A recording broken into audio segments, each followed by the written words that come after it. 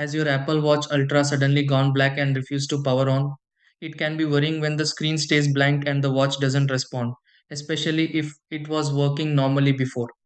In many cases, the issue is caused by a drained battery, a temporary software glitch, or a charging problem rather than a hardware failure. In many situations, an Apple Watch Ultra not turning on issue can be resolved without visiting a repair center. Before assuming the watch is damaged or changing random settings, these are the steps you can try to fix this and bring the device back to life. 1.